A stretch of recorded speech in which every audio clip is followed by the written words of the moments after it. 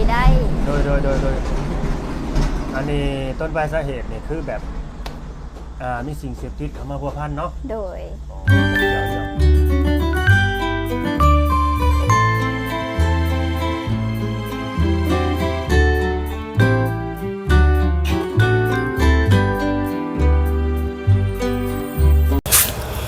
สวัสดีและสบายดีพ่อแม่พี่น้องเอฟซีที่หักแพงบ่ว่าเอฟซีของลาวของไทยและก็ต่างประเทศนั่นเด้อพ่อแม่พี่น้องเนาะมามื้อนี้ก็มาพบพ่อกับช่องพ่อน้องปานชาแนลอีกแล้วพ่อแม่พี่น้องเส้นเก่าเส้นเคยมื้อนี้ก็มาหาสาวโสดเนาะพ่อแม่พี่น้องเนาะสาวโสดยังบ่เคยมีลูกมีผัวมาก่อนนั่นแหละพี่น้องเนาะเฮาก็ยังบ่รู้จักชื่อเสียงเรียงนามเพิ่นจังใดนะพี่น้องเนาะก็สิพาพ่อแม่พี่น้องไปเบิ่งไปชมนํกันแล้วก็ไปโอ้ลม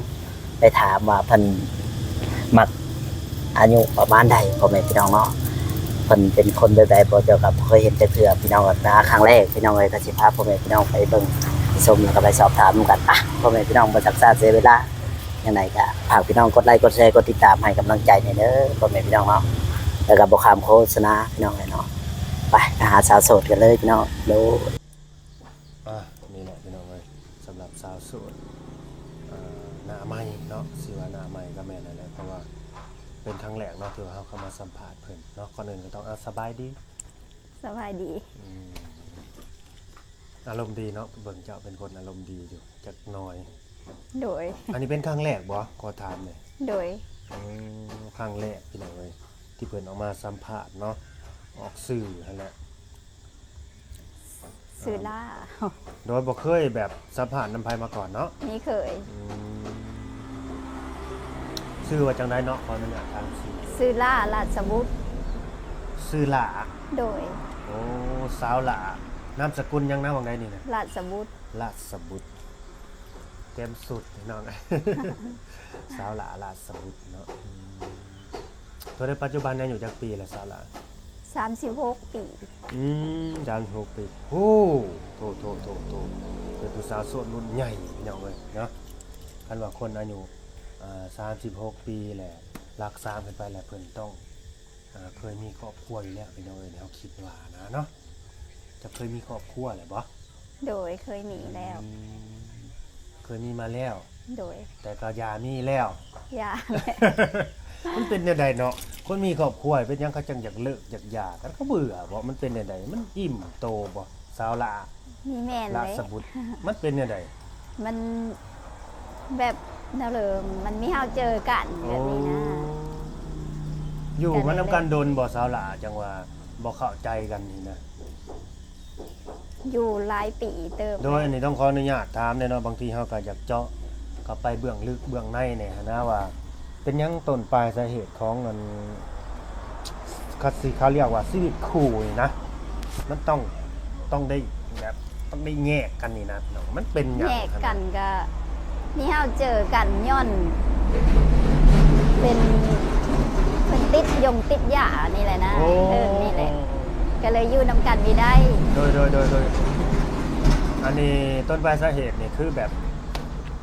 มีสิ่งเสพติดเข้ามาพัวพันเนาะโดยบอกเกี่ยวเรื่องสู่สาวเนาะตัวนี้เนาะโดยก็สิว่าแล้วก็นักทั้งสองอย่างแต่ตัวที่นักสุดๆนี่คือเรื่องอันนี้แหละสิ่งเสพติดนี่แหละเขาว่าสาวหลาไว้แบบว่าถ้าเกิดว่าติดมาแห้งๆนี่ก็ถึงขั้นแบบว่าทำลายข้าวของหรือว่าทำลายร่างกายกันกว้างเนาะแล้วก็ขายสิ่งขายของทรัพย์สินที่ทั้งเทวามีนี่ก็ขายเบิดอย่างประมาณนี้นะหลักไปขายหรือว่าตั้งใจขายเลยก็มีนี่นะแล้วก็เกิดความแบบเขาเรียกว่าใส่ความรุนแรงอะไรไปเลยมันก็มีหลายกรณีแต่ถ้าอีกเรื่องนึงบาดนี้ถ้าว่าเรื่องสู้เช้านี่อันนี้เขาสิเรียกว่าทำลายความรู้สึกทางด้านจิตใจตัวนี้แม่นบ่ตัวนี้ก็แห้งคือการก่อเหตุใน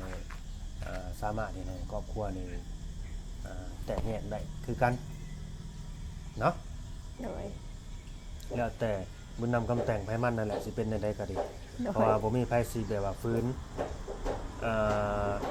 นกฎธรรมชาติได้ดอกเนาะโดยเลิกลามาหลายปีแล้วบ่สาว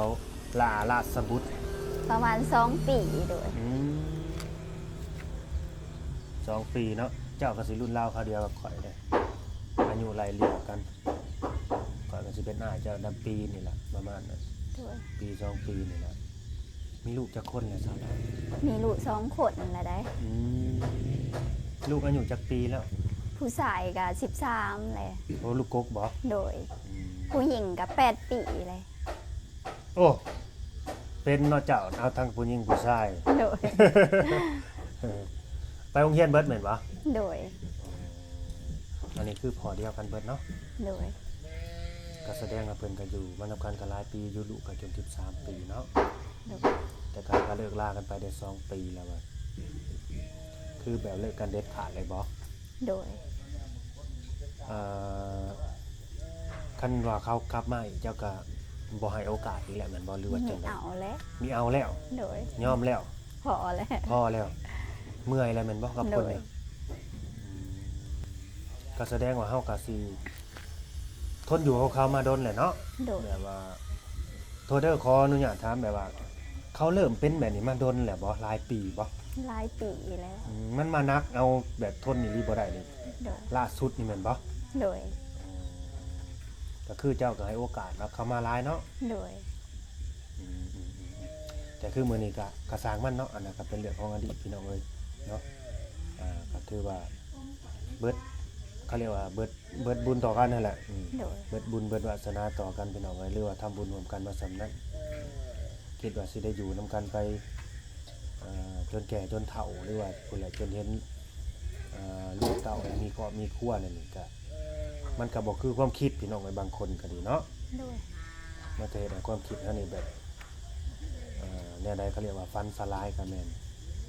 ไปบ่ถึงฟันกับคือความคิดนั่นแหละแต่บ่เป็นหยังกะลูกก็อยู่น้ำเจ้าเบิดซองแม่นบ่ โดย แล้วมื้อนี้นะสิออกมาหาพ่อใหม่ให้เขาบ่หรือว่าจังใด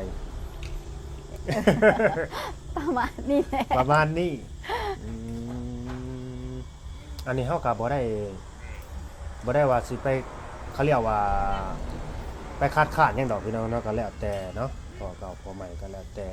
กะทิผู้ดีก็ดีไปหันนะก็แล้วแต่บุญวาสนาของเขาอันนี้ก็ดีบุญวาสนาเจ้าคือกันนั่นแหละกะทิผู้ดีเขาก็หักแพงเจ้าหักแพงลูกเจ้านำ โดย กะทิผู้บ่ดีก็สุดแล้วแต่บุญวาสนาหั่นแหละแต่ก็ได้แต่ภาวนาให้ได้เพาะแต่คนดีๆหั่นน่ะ โดย เนาะคนที่จะมาเป็นสร้างเท่าหน้าหั่นนะไปเจอแต่คนดีๆคือเขาแบบยอมรับตัวเจ้าได้ โดย ผู้สาวลูกช้องได้สาสิว่าได้เนาะ แม่ เจ้าก็เคยไปทำการทำงานอยู่บ่สาวละ ไปเลย อ๋อไปตลอดบ่ โดยหากบหมาอยู่นี่เลย โอ้ยังสิไปอีกอยู่บ่นี่ ยังมีหู้และมาอยู่กับลูกและแบบ เรามาอยู่น้ำลูกก่อนเนาะ โดย เจะมีพี่น้องกี่คนสาวละ มีอยู่4 คน ยังมีเอื้อยอีก4คนพุ่น โดย โอ้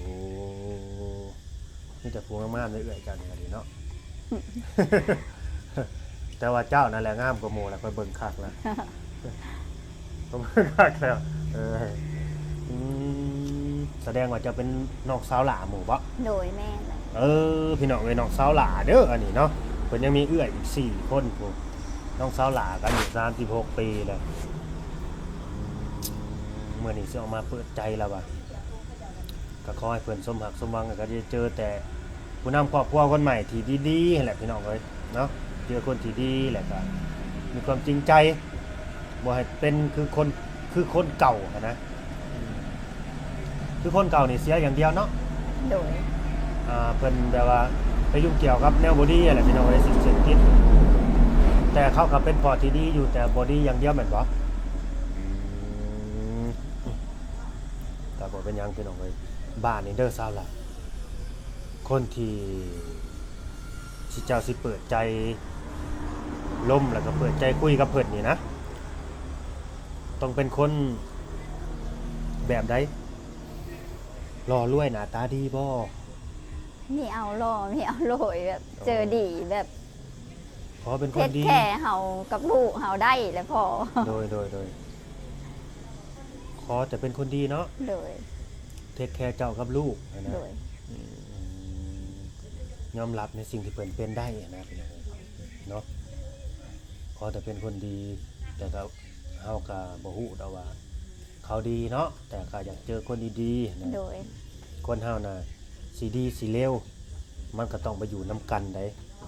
สาวหล่าจังสิฮู้ต้องไปใช้ชีวิตอยู่นํกันก่อนบางทีเขาก็ว่าโอ้ยบักนี่มันบ่ดีได้จังซั่นจังซี่หรือว่าคนนี้เขาดีได้จากดีพอมาอยู่กับเฮามันก็บ่ดีก็มีจากที่ผ่านมาเขาบ่ดีนะมาอยู่กับเฮาเขาดีก็มีเป็นแนวนั้นมันกลับกันไปกันมานะบางทีถ้าเกิดว่าเขามายอมเปลี่ยนยอมแปลงเวลาที่มาอยู่กับเฮาก็มีนะเฮาก็บ่พาไปตัดสินเขาอย่างประมาณนี้เนาะต้องใช้ชีวิตอยู่นํกันก่อนแต่ถ้าว่ามันคันคนที่ว่าเขาฮู้ประวัติกันหั่นนะว่าคันบ่ดีอีหลีน่ะบ่มีใครอยากไปเสี่ยงอยู่นำดอกแม่นบ่ล่ะ แม่น เขาก็บ่กล้าเสี่ยงคือกันนะโหคนนี้บางทีคนรอบข้างก็ฮู้นะว่าหมอนี่เป็นนั่นนั่นนี่เขาก็บ่กล้าเสี่ยงไปคือกันนั่นแหละนอกจากเฮาบ่ฮู้นอกจากเสี่ยงชีวิตคู่นี่มันก็เสี่ยงคือกันเด้เนาะแต่ถือว่าดีเขาสื่อสารกับเฮานี่มันก็ดีไปนั่นแหละเรื่องอายุเด้เจ้าสิจำกัดอยู่บ่หนุ่มๆสิทักมาคุยจังนี้นะ มีจำกัดอายุ รุ่นเดียวกันก็สิคุยติ โดยแต่มีเอารุ่นน้อง โอ้ขอแต่บ่รุ่นน้องเนาะ โดย สิว่าประมาณสัก38 39ขึ้นไปนี่ก็ได้เนาะ โดย เป็นรุ่นอ้ายเพิ่นหรือว่ารุ่นราวคราวเดียวกันพี่น้องเอ้ย โดย พร้อมที่จะเฮ็ดจะสร้างแล้วก็จูงมือไปนำกันเนาะ โดย เขาเรียกว่าเนี่ยได้ผัวพร้อมเมียเพียงนะกันว่าหาก็หานำกันซอยกัน โดยแม่ ผู้หนึ่งหาผู้หนึ่งผ่านบ่ไหว้ได้เนาะ แม่นและ เออต้องรวมแห้งรวมใจกันนะพี่น้องเอ้ยประมาณนั้นโทษเด้อนี่เพื่อนจะบ่นี่ บ่เหินค่อยพาไม่เฮตะละเข้อยู่ อันนี้เหินเหินน้อง อันนี้เหินลูกเหินหลาน โอ้ ค่อยเหินค่อยหากกะตั้งเสาหากกะได้เสา อืม หาผู้เอ็ดซอยอยู่หยังวะ ยังบ่ทันมีเฮือนเนาะ โดย คิดว่ามีเฮือนมีหยังแล้วกับ บ่ สามีคนก่อนอันนี้เจ้าก็เคยคิดไว้อยู่บ่สาวลาสบุตรนี่เนาะ โดย เคยคิดไว้อยู่บ่ว่าโอ้ในชีวิตนี่ข้อยคือสิหยุดอยู่กับเจ้านี่แหละแบบนี้นะคือสิบ่มีไผแล้วน่าสิอยู่นํกันไปจนแก่จนเฒ่าหรือว่าจนตายจากกันแบบนี้นะเคยคิดอยู่บ่ตั้งแต่เอากันแรกๆอยู่ ก็เคยหั่นแหล้วเนาะคิดแล้ว เนาะ บัดนี้แหละมันอยู่กันบ่ได้ โดยช่วงเวลาที่ว่าเฮาหักเฮาแพงกันเนาะเฮาก็ โดย คิดอยู่แล้วแม่นอันนี้มันเป็นเรื่องจริงทุกคนแพ้ก็ต้องคิดแบบนั้นอยู่แล้ว แต่พอเวลามันเปลี่ยนไปใจก็เปลี่ยนเวลาผ่านไปนะใจคนมันก็เปลี่ยนไปนำแล้วมันก็มีหลายสิ่งหลายอย่างนั่นแหละที่ว่ามันเข้ามามันสิเข้ามาหาเฮาหั่นล่ะเนาะขึ้นอยู่กับว่าเฮานี่เขาเรียกว่าสิใจแข็งใจเถียงบ่เท่านั้นแหละ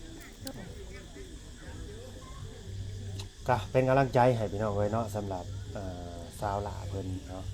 ที่ว่าออกมาเปิดใจกันแต่เพราะผู้ชายที่ดีๆเนาะพร้อมที่จะเฮ็ดจะสร้างไปนำกันกับเพิ่นสู้เคียงบ่าเคียงไหลกันไปแล้วอ่ะสิ่งสำคัญก็ขอให้มีต้นทุนที่ดีกว่าเราแหละพี่น้องเอ้ยเนาะขอให้เพิ่นได้นับ1นับ2ไปนำหั่นนะเพื่อนเป็นเจ้าของกับบ่มีเรือนชานของเจ้าของกับบ่มีบัดนี้ตอนนี้เจ้าก็แบบหักภาระนี่ก็คือแบบเลี้ยงลูกเนาะ โดย ส่งลูกเรียนแม่นบ่ โดย เป็นทั้งพ่อทั้งแม่อาชีพหลักๆนี่คือไปขายแรงงาน โดย เนาะพอเฮาบ่ได้มีกิจการหยังแม่นบ่ โดย คันบ่ไปทำงานแลกเงินก็บ่มี แม่ บัดลูกไปโรงเรียนนี่ต้องได้ส่งเขาตลอดได้นี่เนาะ โดย เห็นอกเห็นใจเพิ่นอยู่พี่น้องเอ้ยแต่ว่าเราก็ผู้จบผู้งามเด้อพี่น้องเอ้ยเนาะบ่แม่นว่าคนขี้เหร่ขี้ร้ายได้เรายังมีแบบว่ายังมีสิทธิ์เลือกนั่นแหละถึงสิ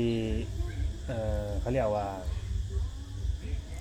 สิว่ามีตำหนิก็แม่นนั่นแหละเนาะกับไผก็บ่อยากเป็นอันนี้ดอก โดย ไผก็บ่อยากเป็นอันนี้แต่มันเป็นเรื่องของธรรมชาติพี่น้องเอ้ยเนาะคนเฮาน่ะบ่มีไผอยากเป็นห่างเป็นหมายเนาะว่าซั่นๆคันว่า เอากันไปแล้วก็อยากผัวเดียวเมียเดียวอะไรพี่น้องเอ้ยบ้านในนมๆนี่สิเป็นคนลาวคนไทยก็ได้บ่ โดย ได้เนาะสาวหลาเนาะการที่ออกมาเปิดใจมื้อนี้เนี่ยจะพร้อมสิสาระโสดเลยบ่หรือว่า ต้องล้มต้องคุยต้องเบิ่งกันไปก่อน เบิ่งกันไปก่อนนั่นแหละ เห็นว่านะลงกันไปก่อน ล้มกันไปก่อนเนาะ โดย ใช้เวลาโดนบ่คิดว่าสำหรับใจเจ้าถ้าว่าเจอคนที่ว่าเว้ากันแหละใจเขาตรงกันเนี่ยนะเว้าที่ขอกันเนี่ยนี่เว้ากันแหละเกิดมีความรู้สึกดีๆต่อกันนี่ต้องใช้เวลาโดนบ่ ก็ลงกันไปก่อน ยังอยู่ ยังบ่ฮู้เนาะ โดย ถ้าสิเว้าไปก่อนก็บ่ได้เนาะ โดย ถ้าสิว่าล้มกันไปก่อน 2-3 เดือน 4-5 เดือนบัดคือสิโพดนะเฮิงโพ โด ด ย อันนี้เขาเรียกว่าต้องเฮียนฮู้กันไปก่อน โดย เด้อพี่น้องให้เข้าใจตรงนี้เด้อต้องเฮียนฮู้กันไปก่อนท่านสิว่าเฮ้ยก็เจอคนถือใจเขาแล้วเขาก็ต้องล้มลายเขาก็ต้องล้มดนดอกประมาณทิศ1-2ทิศก็มาแต่งมาคอให้โลดนั่นนี่มันก็สิเป็นการง่ายโพดนะพี่น้องเอ้ยนี่ก็นี่เนาะแม่นแหละ